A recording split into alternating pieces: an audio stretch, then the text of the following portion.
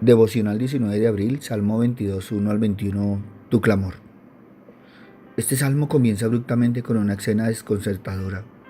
Alguien quien conoce y confía en Dios ha sido desamparado y clama a Dios en agonía.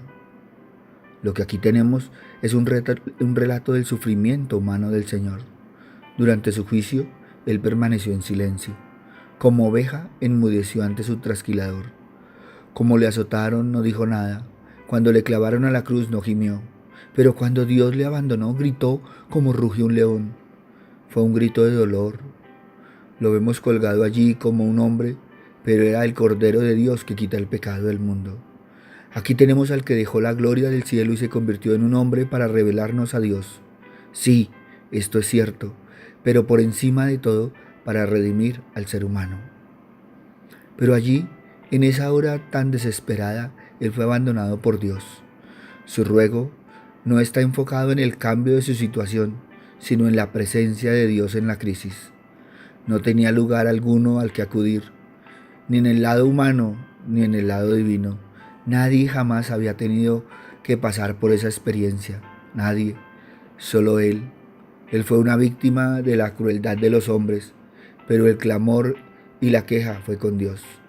La repetición del ruego muestra la intensidad de la agonía.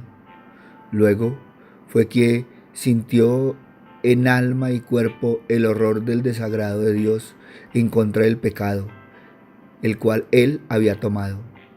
Jesús conoció el gran dolor y sufrimiento, tanto físico como emocional, durante su vida, pero nunca había conocido la separación o enajenación de Dios, su Padre.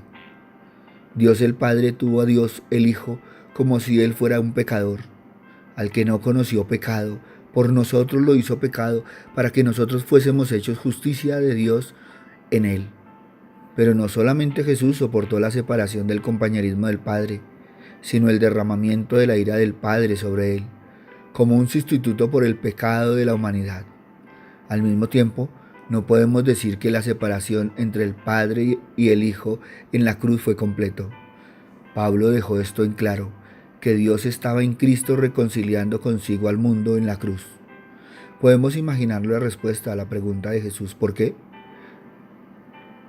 Porque, hijo mío, has elegido el estar en el lugar de culpabilidad de los pecadores.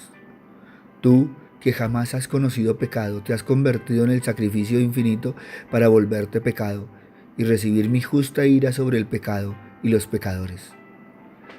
Haces esto debido a tu gran amor y debido a mi gran amor. Hay un consuelo inmenso al saber que Dios está allí y que Él no permanecerá en silencio en medio de nuestras crisis. El veneno y la vileza del corazón humano estaban siendo esparcidos como si salieran de una alcantarilla abierta. Mientras aquella gente permanecía allí y le ridiculizaba en su muerte, tenemos entonces la frase: Padre, perdónalos porque no saben lo que hacen. Si él no hubiera dicho esto, la multitud habría cometido el pecado imperdonable. Los sacerdotes, ancianos, escribas, fariseos, gobernantes, capitanes y espectadores son descritos como toros poderosos y fuertes.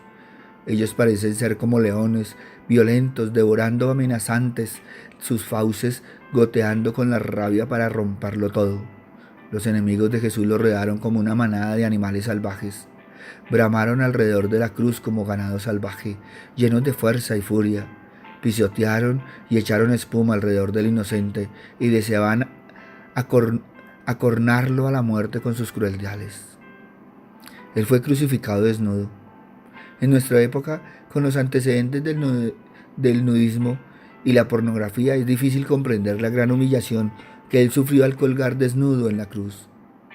Ojos impíos miraban insultantes la desnudez del Salvador y se escandalizaron por la sagrada delicadeza de su alma santa.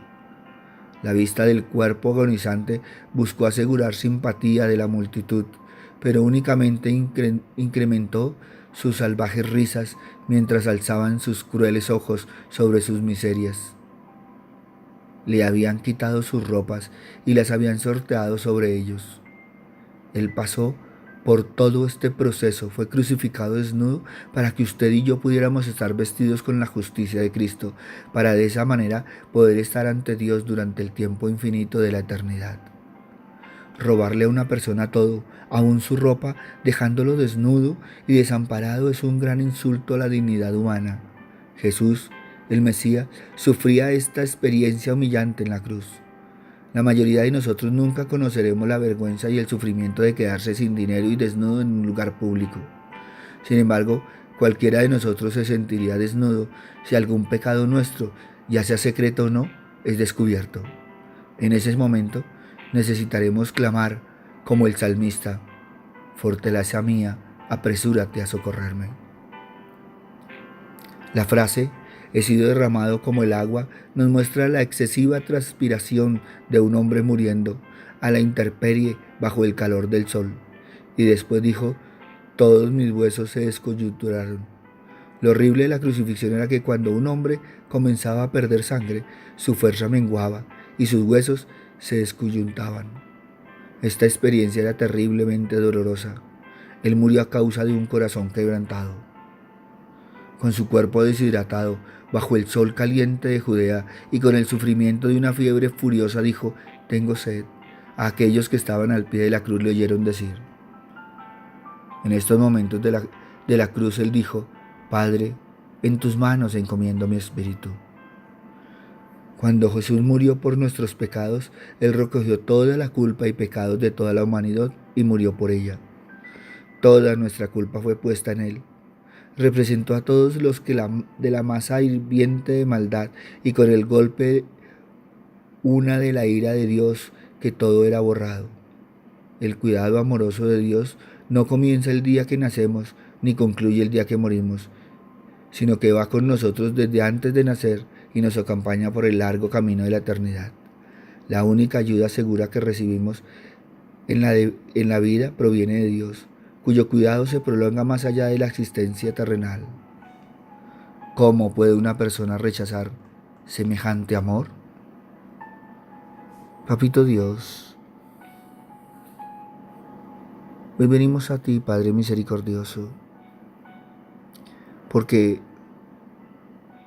una y otra vez, Señor, tu palabra quiere que nosotros comprendamos el sacrificio que tú hiciste, Señor.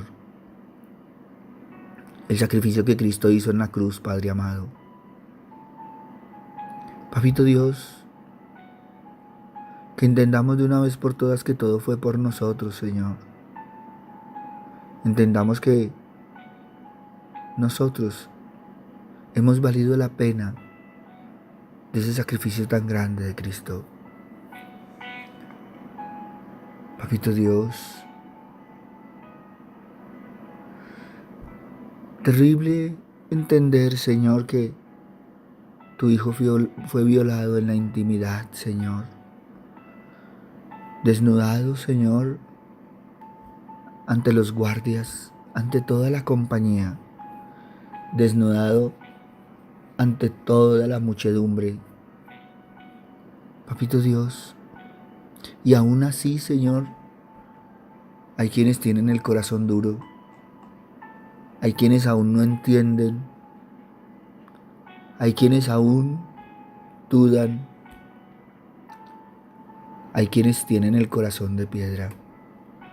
Por eso, Padre misericordioso, hoy, Padre amado, te damos gracias, Señor. Te alabamos, te bendecimos y te glorificamos.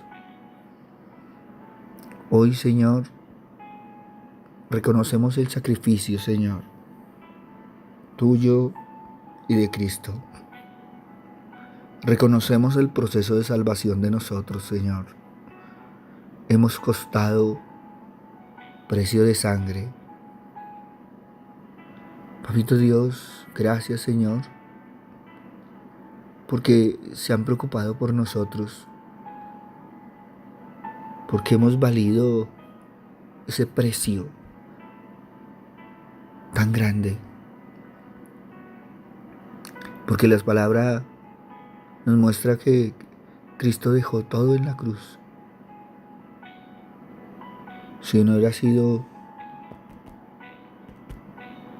por ese cáliz que tomó Cristo, ¿dónde estuviéramos nosotros, Señor? ¿Dónde andaríamos nosotros, Señor? Padre bueno, pero aún todavía, Señor, sigue en la humanidad destilando veneno. Se sigue viendo la vileza del corazón humano. Papito Dios, ¿cuántos, Señor Padre misericordioso, siguen esparcidos como esa alcantarilla abierta? Siguen abriendo su boca, botando su veneno. Papito Dios, pero hoy te pedimos, Señor. Hoy pedimos por ellos, Señor Padre misericordioso, para que seas tú, Padre amado, exhortándolos, trayéndolos, Señor, a tu redil. Gracias, Padre bueno.